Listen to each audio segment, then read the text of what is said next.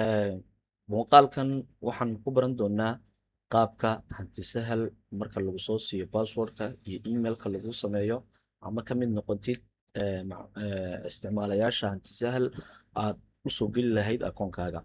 Keliya muuqaalkan waxaan ugu talagalnay inaan kusoo koobno qaabka loo isticmaalayo ama loo soo galayo, annagoo ka samayn doona muuqaalo kaloo gaagaaban oo maaragtay tutorial oo loo fahmo sida loo isticmaalo.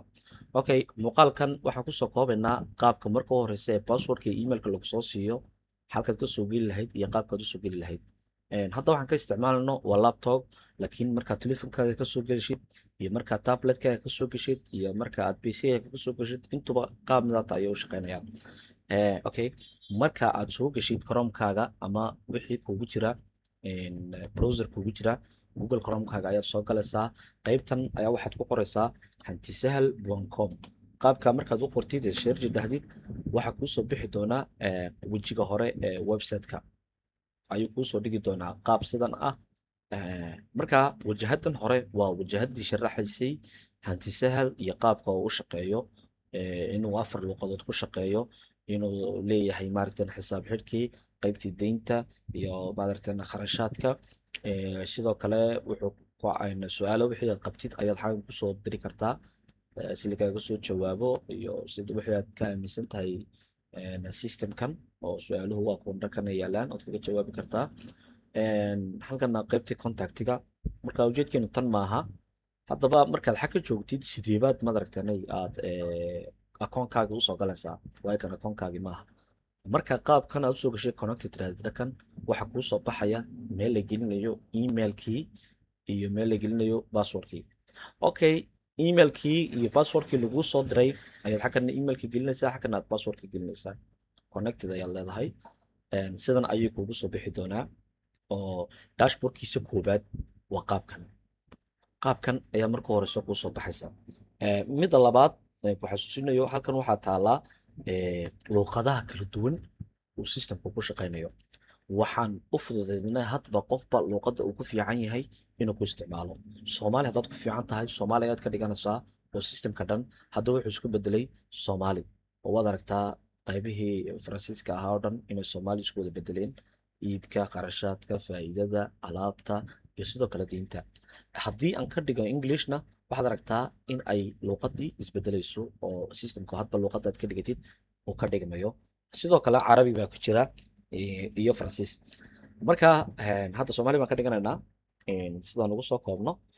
qaabkan dashboardkan koobaadi waa iibkii, qarashaadkii, faa'iidada iyo alaabta ku taala stockaaga iyo sidoo kale deyn wixii kaa maqan ama lagu kaalay adiga.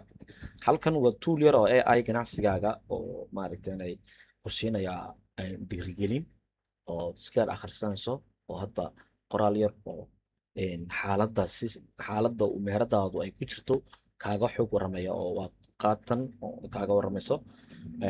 Okay, dhanka marka laga yimaado dashboardka dhanka bidixda xiga waxa xagga ku taala alaabtii. Sidoo kale waxa ku taala iibkii. Halkanna waa kharashaadkii anagoo wax xabad u dul mari doona. Qaybtanna waa warbixintii shaqaalihii, lacagtii baxday iyo deyntii. Haddaba haddaan usoo noqono oon xabad u dul marno qaybtan dashboardka koobaad waa dashboardkii aad ka arkaysay xaaladda guud. Qaybtan waa qaybta alaabaha. Haddaan hadda geli alaab cusub idhaahdo halkan waxaad gelinaysaa magaca alaabta, sidoo kale sharaxaad kooban ood kaga tegi kartaa dhib male. Almuhiim waa dhankan maadaama magacii alaabtaad soo gelisay qaybtan waxaad gelinaysaa qiimihii adiga lagaa soo siiyey sheygan ayaad gelinaysaa oo ah qiimihii aad ku soo iibsatay adigu. qaybtanna waxaad gelinaysaa qiimaha ugu dambeeya adigu ku iibinaysid. qaybtan qaybta stocka alaabtan ay magaceegu waxaas inta matalan haddaan idhaahdo waxaan hayaa iPhone 13 Pro Max. qiimaha aniga uu Dubai iga taagan yahay waa 50,000 ayuu Dubai ka taagan yahay matalan. Anna waxaan siinayaa 90,000. 90,000 ayaan xaggan Djibouti ahaan ku siinayaa matalan example ahaan. Haddaba waa imise xabo waxa aad soo qaadatay. Waxaan soo qaatay kartoonkii kaba soo qaad 20 xabo ayaa ku jirta. waa mini stockaaguna waa imisa kartoon ayaad ka haysaa? Waa hal kartoon. halkaa kartoon waxaa ku jira 20 xabo oo waana kartoon. Okay, iminka alaabtaasaan diiwaan gelinay oo xagga waxaad ku arkaysaa ku dar alaabtaas. muuqaal isan ka samayn doonaa qaabka alaabaha loo geliyo iyo waxaas, laakiin hadda haddaan idhaahno ku dar, waxaan arkaynaa inay alaabtii halkaas soo gashay iPhone 13 Pro Max qiimihiisu 90 ku yahay. adigu konton kun baad soo siisatay la soco. halkan wuxuu ku saaray qiimaha adigu ku iibinaysid. stock inta ka taana 20 xabo tahay, xaaladda alaabtaasna ay wanaagsan tahay. muuqaal isan ka samayn doonaa hadduu ilaahay idhaahdo. qaybtanna waa qaybta iibka. qaybtan waxaa ku shaqa leh qofka shaqaalaha oo isagoo akoontiisa loo furayo xagga qaybta shaqaalaha ah. laakiin wuu la soconayaa matalan mulkiiluhuna akoonka waa akoonkii mulkiilaha meherada. hadda haddaan iib idhaahdo, iib cusub la sameynayo, alaabtii magaca hadda hal alaab baa noo taalay oo 13 Pro Max-kiya iPhone-kiya. magaca macmiilka weeyaan, waad iskaga tegi kartaa si aad u ogaatid macaamiisha kugu soo noqonayso, dhib ma leh. xaggana waa raadi alaabta, waa 13 Pro Max wuu noo saaraya qiimaha lagu iibinaya waa mise waa 90 kun. okay, hal xabaana la iibsanaya. okay, qaybtan iyaga muuqaal isan calaa shakhsi uga soo samayn doona, ma rabno in muuqaalku aad u soo dheeraado. qaybtan waa qaybta lacag bixinta. lacagta ma waafiba ma kaagbeba mise waa d-money, adu qayb walba say tahay soo gelin doona haddii la idhaahdo. haddana lacagtaasi waafi baa lagu bixiyey, lacagta la bixiyey waa ahay ma dollarba mise waa faran. okay, haddaan iibka hadda diiwaangeliyo waxaa meesha soo galaya in 90 kun oo alaaba la iibiyo, waayo waa telefoonkii. haddaan idhaahdo diiwaangeli alaabtaas, waxaad arkaysaa rasiidka daabac dhib male oo dad daabacad hayso waad iskaga tegaysaa, kansal badanaysaa. hadda maxaa meesha soo gashay? wadarta guud waa 90 kun, iibka maanta waa 90 kun sidoo kale. xagga waxaa uga muuqataa alaabtii ugu horreysay la iibiyey, macmiilka magaciisa maanan qorin. wadarta alaabta lagu iibiyey, lacagta qiimaha lagu iibiyey waa 90 kun. lacagtaasina waafi ayay ku dhacday oo maamulku si guud buu arkaya. taariikhda la iibiyena waa taas. hadda haddaan dashboardkaygii koowaad kusoo noqdo iibka maalinlaha aan ka arkayo, maxaad ujeednaa hal alaabi inay noo taalay oo ahaa iPhone 13 Pro Max. maad aragteen ay qaybtii faa'iidadana ay 90 kun tahay, kharashaad weli nagama bixin, iibka maantana waa 90 kun. okay, qaybtan ku xigta waa qaybta kharashaadka. qaybtanna muuqaalisan ka samayn doonaa, laakiin waa yaro guud maraynaa. qaybtan kharashaadka sharaxaad kooban baad ka bixinaysaa kharashkan kaa baxay ee sababta u baxay, lacagta kaa baxday inta ay tahay, ma Djibouti waa mise waa dollar, Djibouti faran, nooca haddaba kaa baxay, ma kiradii dukaanka, ma biyihii dukaanka wixii dee adu loo baahnaaba, ma kooraankiiba, ma mushaharkii shaqaalahaba mise waa wax kale. adigu waad dooranaysaa, kadib taariikhdii si automatic isku qoraysaa. diiwaangeli baad leedahay, iyadana muuqaalisan ka samayn doonaa. qaybtan hadda ugu muhiimsan waa qaybta warbixinta.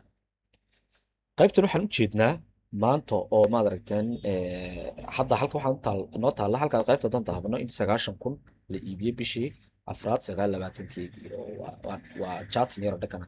laakiin xagga waxaan arkaynaa halkan qiimaha guud ee bishan waa 90 kun, waayo telefoonkii baan 90 kun ku iibinay. qaybtan wuxuu kuu soo saarayaa qiimaha alaabta waa 50 kun baad kusoo iibsatay bay ahayd dubay san kusoo qornay markii hore. qaybtan wuxuu kuu sheegaa faa'iidada guud ee aad ka heshay waa 40 kun oo faran, waayo 50 kun baad kusoo iibsatay, 90 kunna waad siisay. faa'iidadii maxay noqotay? hal xabaan iibinay la soco, halkii xab waxaan ka faa'iidnay 40 kun. qaybtan faa'iidada saafigana wuxuu kuu sheegaa waayo kharashka waxba lagama jirin weli waa 40 kun, kharashaadna weli kaama bixin waa zero. qaybtanna waxaan ka samayn doonaa muuqaal gaar ah. okay, haddaan imanno qaybtanna waa qaybta shaqaalaha, oo shaqaalaha ayaad u furaysaa systemka oo waxaad siinaysaa magaciisa, emailkiisa iyo password aad u samayso iyo telefonkiisa ayaad xaan gelinaysaa. passwordkana waa in 6 xaraf ka koobnaada. okay, waxa kale oo bishaaro ah in maad aragteen aad ku maamuli karto dhowr meheradood. haddaad leedahay silsilad badan oo ganacsi ah oo ganacsiyo kala duwan aad leedahay, iyo haddii aad leedahay hal ganacsi, abkan keliyaad ka maamulaysaa oo waxaad kala soconaysaa inta shaqaale iyo inta meheradood kale leedahay, qayb walba sida ay u shaqaynayso. qaybtanna waa qaybta lacag bixinta oo bisha ayaa xisaab xidhka lagu sameeyaa. qaybtanna waa qaybta deynta waxyaabo badan oo faa'iido ay leedahay, iyadana muuqaalku hadda waa nagu dheeraaday, mar rabna inaan sii dheerayno oo muuqaal isa ayaan kasoo samayn doonaa. marka haddaad inta soo gaadhay waxaad gebi ahaan fahantay systemku qaabka uu shaqaynayo iyo qaabka lacagaha loo soo gelinayo, qaabka iibka loo sameynayo. laakiin waxaa kaloo sii baran doonaa insha allah hadduu ilaahay idmo qaabka uu qayb walba ay u shaqaynayso, chattingkan qaabka uu u shaqeeyo. maanta bilihii oo kaleeta axadii, isniintii, salaasadii, arbacadii, qaybtan oo kale ayuu ku sheegay in maalinkiis wax la iibiyey. oo waa kaa liidkaasa kor u kacaya akhtarka oo iibkii maalinkaasi waa 90 halkan waa 0 waad arkaysaa qayb walba markaad tegtid axaddii sabtidii khamiistii gebi qayb walba markaad tegtid waxaad arkaysaa iibkii iyo kharashaadkii baxay marka systemkan waxyaabo badan ayuu kuu fudanaya macmiil wixii kaleed fahmi weydana qaybta oo dhinacan ah oo nagala soo xidhiidhayso caawitaanka ayaad nagala soo xidhiidhi doontaa whatsappka anaguna 24 saaca diyaar baan ku nahay insha allah inta ku kulmi doono muuqaalkan muuqaal kale oo ka duwan waxaan leenahay kulanti wacan